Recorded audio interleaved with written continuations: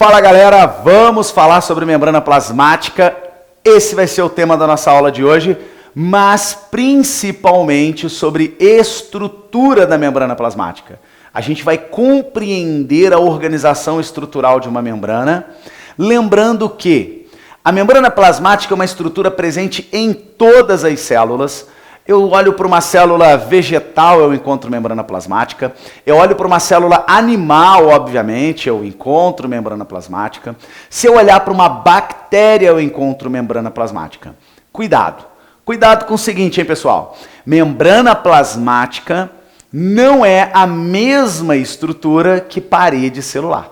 A parede celular não está presente em todas as células. Uma célula animal, por exemplo, não tem parede celular. Uma célula vegetal tem parede celular. Parede celular celulósica. E a parede celular, ela tem características importantes que a difere de uma membrana plasmática. As principais são: uma parede celular ela é rígida, ao contrário de uma membrana que é flexível. A gente vai ver isso daqui a pouquinho. A membrana plasmática, ela é semipermeável, ela é seletiva. Na verdade, existe uma seleção por parte da célula para definir tudo que entra ou tudo que sai de uma célula. A parede não faz seleção nenhuma, a parede é totalmente permeável, tudo que tiver que entrar, entra, tudo que tiver que sair, sai. Beleza? Então, vamos falar um pouquinho sobre estrutura, sabendo que a gente não pode confundir membrana plasmática com parede celular. O que eu fiz aqui, galera? Peguei uma célulazinha animal, um esquema celular que todo mundo conhece, parece um ovo frito, né? Então eu tenho aqui, ó, célulazinha, peguei um pedacinho da membrana, ampliei um pedacinho da membrana para a gente conseguir avaliar as estruturas. E aí, olhando para a estrutura, repara o seguinte: qual é a estrutura que predomina aqui? Qual é a estrutura de maior abundância aqui nessa minha membrana?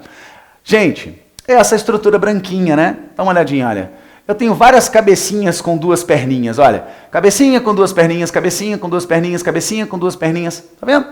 E aí eu tenho cabecinha voltada para cima, cabecinha voltada para baixo. Se você reparar, você vai ver que você tem aqui, ó, uma camada desse componente virado para cima, né? Para cima do meu esquema, que na verdade representa o meu meio intracelular, representa a parte de dentro da minha célula, pelo esquema que a gente está vendo. E tem uma camada virada para baixo, ó, as cabecinhas estão voltadas para o lado de fora, para o meio extracelular, não é isso?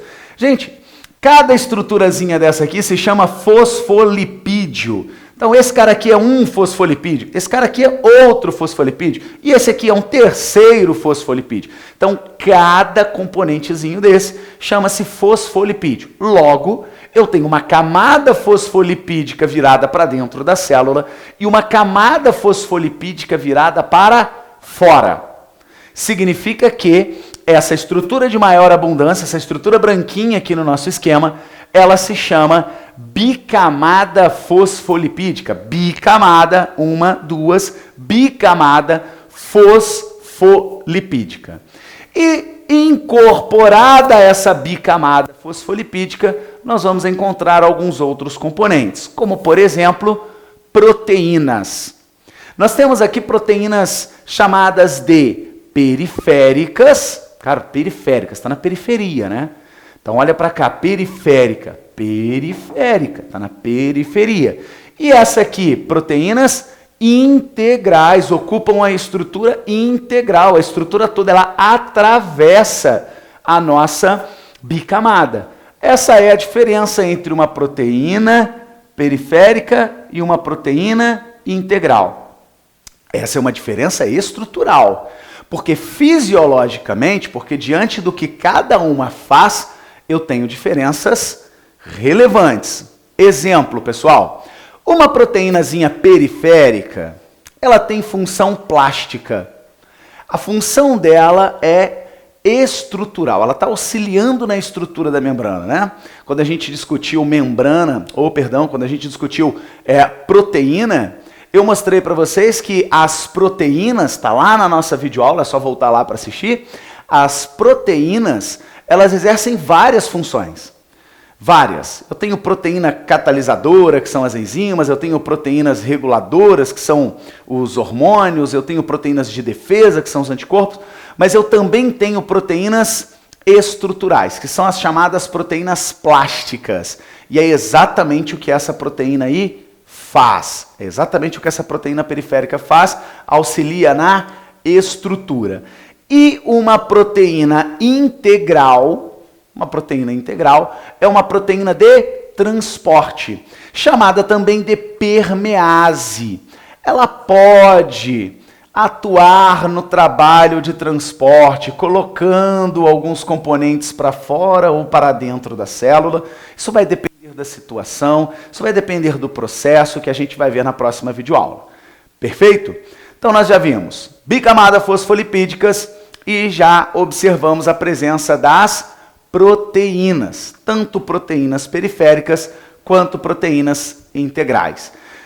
Temos também no nosso esqueminha um outro componentezinho, tá vendo? Olha só, olha essa estruturazinha aqui, ó, tá virada para baixo, né? Mas parece um cálice, tá vendo? Tá virada para baixo, mas parece um cálice. Essa estruturazinha é um carboidrato, é um glicídio, né? Um açúcar. E se você olhar a cada esqueminha que nós temos aqui, ora esse açúcar, ele está aderido a uma proteína e em outro momento aderido a um fosfolipídio. O que isso significa? Significa que essa estruturazinha aqui, ó, é essa estrutura, a estruturazinha de número 4, é a estrutura chamada de glicoproteína. E essa aqui chamada de glicolipídio. Tá? Então, cálicezinho grudado, ligadinho na proteína, glicoproteína, cálicezinho grudado, ligado ao fosfolipídio, é o meu glicolipídio. Gente, o que esses caras aí fazem, né? Qual o processo que eles realizam? Eles são responsáveis por funções de reconhecimento, tá? São estruturas que reconhecem qualquer outro componente que se aproxime da célula, ou que até mesmo componente que deva entrar na célula é reconhecida por essas estruturas. Elas também são responsáveis por adesão, tá? São chamadas de receptoras. Então, olha, receptoras, elas recebem, elas percebem, elas detectam. Essa é a função dessas estruturazinhas aí. A gente consegue perceber essa função quando a gente tem, por exemplo, uma glicose, né? Uma glicose que vai entrar na célula.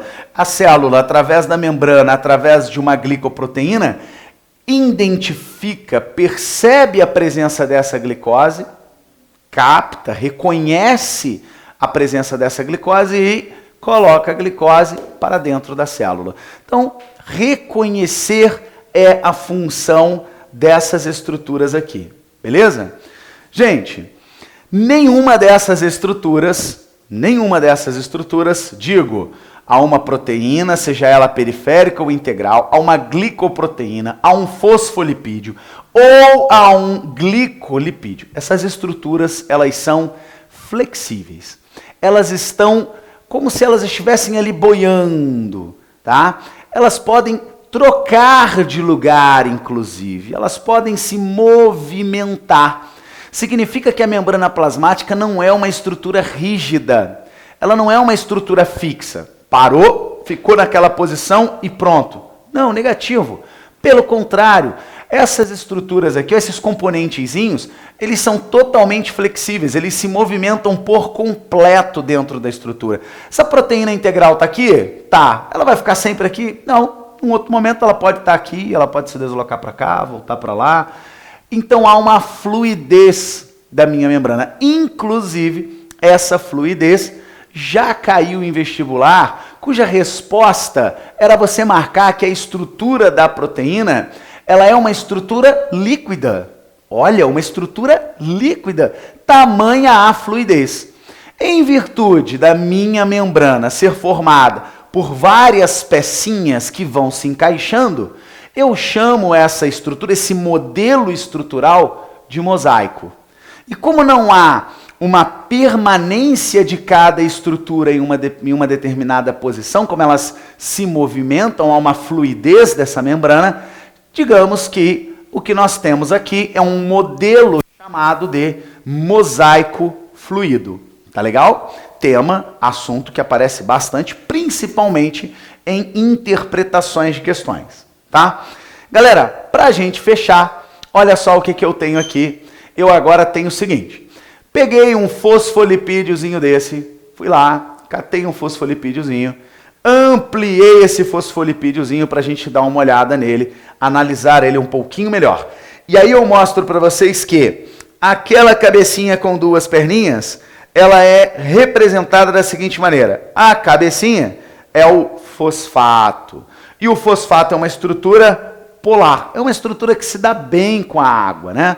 Quimicamente falando, qualquer molécula polar se dá bem com a água. O contrário de uma molécula apolar, que é resistente à água, que é formada, as perninhas, que seriam os lipídios, são os ácidos graxos.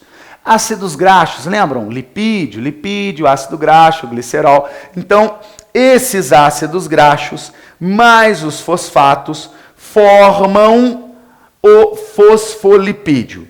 O fato de um fosfolipídio ser composto por uma estrutura polar e uma estrutura apolar faz dele uma substância, uma estrutura anfipática. Então eu posso dizer que o meu fosfolipídio é anfipático ou anfifílico, né? A gente pode acrescentar aí na nossa anotação anfifílico, beleza? Galera, estruturalmente é isso. Espero ter ajudado, porque na próxima videoaula a gente vai falar sobre transporte através da membrana, beleza? Um abraço para vocês, até daqui a pouco.